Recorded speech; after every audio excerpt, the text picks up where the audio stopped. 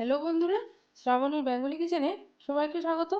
আজ আমি আপনাদের সঙ্গে একটা নতুন রেসিপি শেয়ার করছি, আখের গুড়ের মালপোয়া। তো এটা একটা নতুনত্ব রেসিপি। আর অনেকে খেজুর গুড়ে বানিয়ে খেয়েছেন, কিন্তু আখের গুড়ের মালপোয়াটা একটা নতুনত্ব রেসিপি। তো এই রেসিপিটা বানাতে গেলে কী কী উপকরণ লাগছে চলুন আমরা জেনে নিই। তো আখের গুড়ের মালপোয়া বানাতে গেলে লাগছে ময়দা আমি 200 গ্রাম নিয়েছি,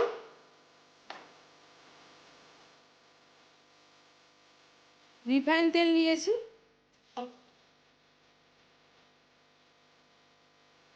আর আখের গুড় 150 গ্রাম নিয়েছি, আর চিনি 50 গ্রাম নিয়েছি,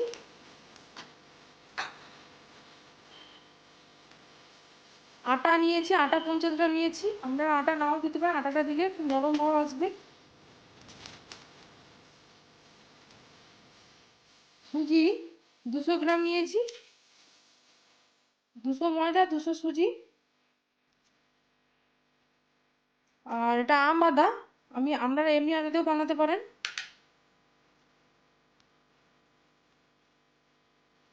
বেকিং সোডা নিয়েছি,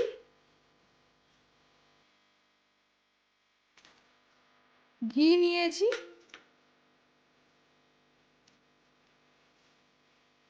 লবণ নিয়েছি,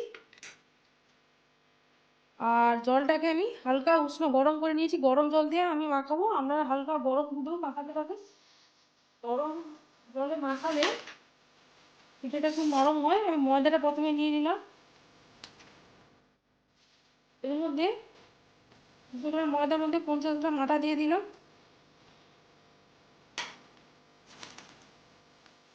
200 গ্রাম সুজি দিয়ে দিলাম,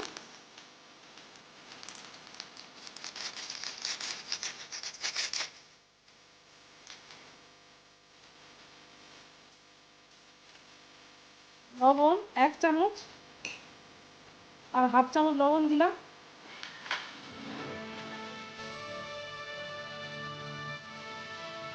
আম আদা দিলাম,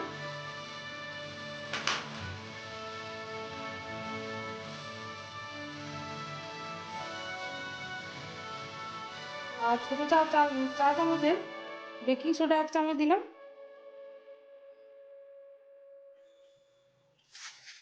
বেকিং সোডাটা দিলে খুব সুন্দর ফুলবে।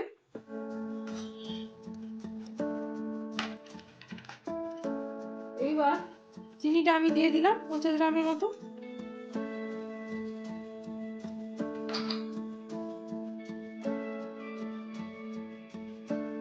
ঘিটা 1 চামচ দিলাম, ঘিটা দিলে খুব ভালো সেন্ট আসবে।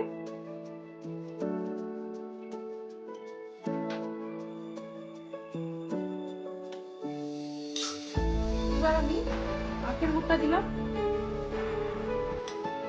প্রথমে আমি ভালো মতো মিক্স করে নেব।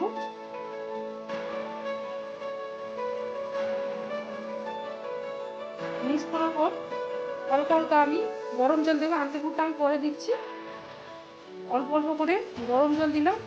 আপনারা গরম দুধ দিয়েও করতে পারেন। দিয়ে আমি মাখাতে থাকবো, একদম পাতলা নয় আর একদম মোটা নয়, মিডিয়াম সাইজ করে এটা আমি মাখাবো ব্যাটারটা। দেখুন বন্ধুরা, অল্প অল্প করে জল দিয়ে আমি ব্যাটারটা বানিয়ে নিয়েছি। এইবার আমি আখের গুড়টা দিলাম।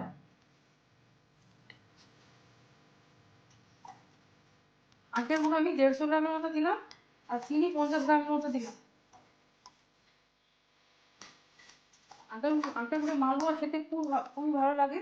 আপনারা একবার করে দেখবেন, আমাদের ভালো লাগবে। আপনারা তো খেজুর গুড় দিয়ে করে অনেকে খেয়েছেন, কিন্তু আখের গুড় দিয়ে করে দেখবেন, আমাদের ভালো লাগবে। এইবার গুড়গুলো সব দেওয়া হয়ে গেল। এবার আমি ভালো মতো আমি মিক্স করে নেব।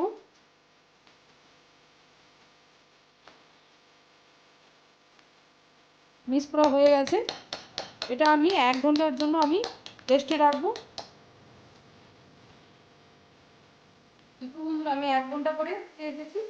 আর থিকনেসটা আমি দেখাচ্ছি, একদম মোটা নয় একদম পাতলা নয়, মিডিয়াম করে আমি ব্যাটারটা বানিয়েছি।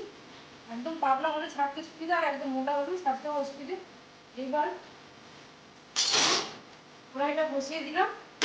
কড়াই গরম হলেই আমি রিফাইন তেলটা দেবো। কড়াই বসিয়ে দিয়েছি, এর মধ্যে আমি রিফাইন তেলটা দিয়ে দিলাম।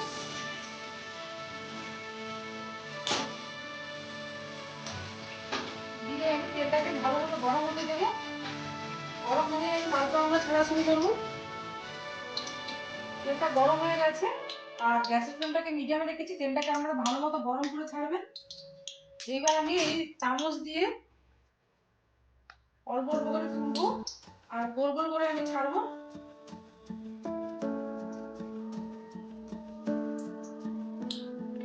একটা একটা করে ভাজবো। এক পিঠ ভাজা হলে অপর পিঠ উল্টে দেবো। 2 থেকে 3 মিনিটের মধ্যে অপর পিঠ লাল হয়ে গেছে। আবার আমি আস্তে করে উল্টে দিলাম। দেখুন বন্ধুরা, কালারটা কত সুন্দর চলে এসেছে, একদম খেজুর গুড়ের মতো। আর সুন্দর ফুলেও উঠেছে। অপর পিঠ ভাজবো। দেখুন বন্ধুরা, দুটি লাল করে ভাজা হয়ে গেছে। আর একটু শক্ত শক্ত ভাব করেছে ভেতরটাও আর কাঁচাটি। এবার আমি তেল থেকে তুলে নিলাম। আর সুন্দর ফুলে উঠেছে। একটা ভাজা হয়ে গেল। আবার আমি তেলে নিলাম গোল গোল করে।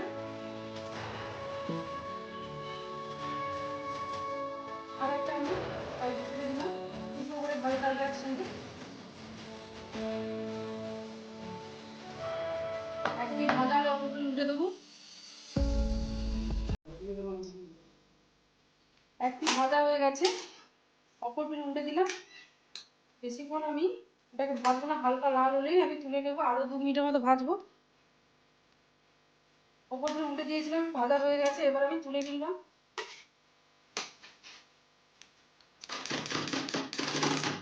একই প্রসেসে সবগুলো আমি ভেজে নেবো।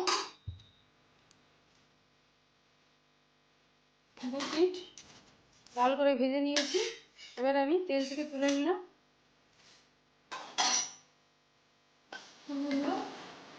আটের গুঁড়ে মালপোয়া রেডি হয়ে গেছে। আর খুব সুন্দর স্পঞ্জি হয়েছে।